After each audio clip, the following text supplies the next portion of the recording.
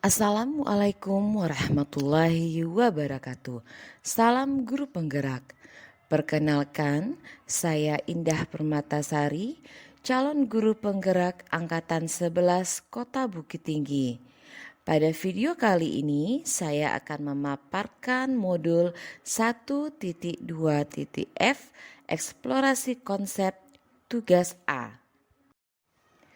Pertanyaan pertama, bagaimana Bapak dan Ibu memahami cara kerja otak, 5 kebutuhan dasar manusia, tahap tumbuh kembang anak beserta pengaruhnya pada pembentukan kebiasaan dan nilai-nilai hidup manusia? Mengapa demikian? Bagian pertama terkait masalah cara kerja otak manusia, di mana kita ketahui bahwa otak manusia itu sesungguhnya masih dipengaruhi oleh 4 jenis otak lainnya. Yang pertama, otak luhur, otak mamalia, otak primata, dan otak reptil atau batang otak. Hal inilah yang kemudian menjadikan sistem berpikir manusia terbagi menjadi 2 sistem berpikir. Yang pertama sistem berpikir cepat dan sistem berpikir lambat. Selanjutnya terkait masalah 5 kebutuhan dasar manusia.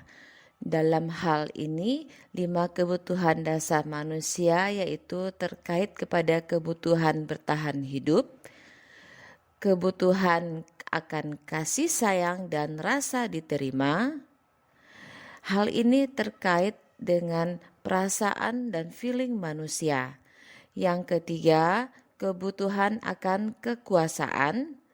Ini terkait dengan masalah segala bentuk pencapaian dalam hidup manusia. Yang keempat, kebutuhan kebebasan. Dan yang kelima, kebutuhan kesenangan.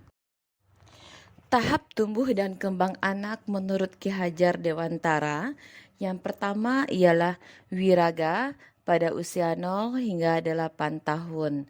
Pada masa ini, seorang anak memiliki kecenderungan perkembangan yang berkaitan dengan raga atau indera dan tubuhnya. Di mana dalam hal ini, anak akan mengalami perkembangan dalam inderanya. Yang kedua, wiraga wirama. Pada tahap perkembangan ini yaitu pada usia 8 hingga 16 tahun. Dalam hal ini, pada perkembangan ini, siswa sudah mengalami perkembangan berpikir dan seirama dengan sesama. Yang ketiga, tahap perkembangan wirama pada tahap usia 17 hingga 24 tahun.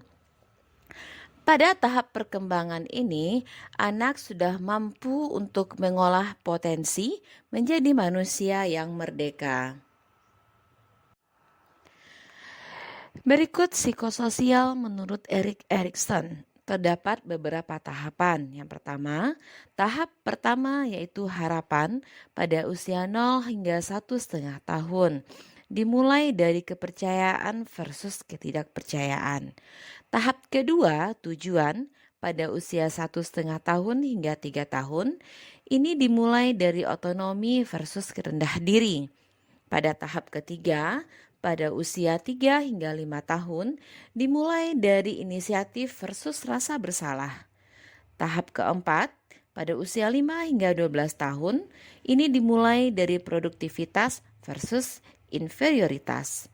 Tahap kelima, pada usia 12 hingga 18 tahun, identitas versus kebingungan peran. Dan yang terakhir berada pada tahap keenam yaitu usia 18 hingga 40 tahun. Pada tahap ini merupakan keintiman dan versus isolasi.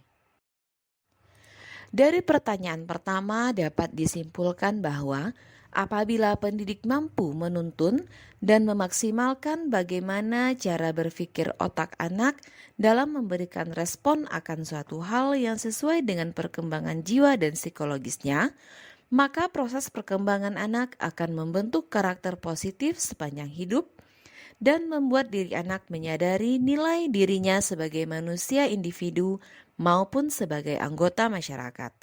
Apabila semua unsur tersebut terwujud, maka anak dapat memiliki nilai-nilai hidup sebagai bekalnya di masa depan dalam mewujudkan dimensi profil pelajar Pancasila. Pertanyaan kedua, menurut Bapak dan Ibu, nilai-nilai apa saja yang perlu dikuatkan sebagai guru penggerak? Mengapa demikian? Nilai-nilai dalam guru penggerak adalah yang pertama mandiri.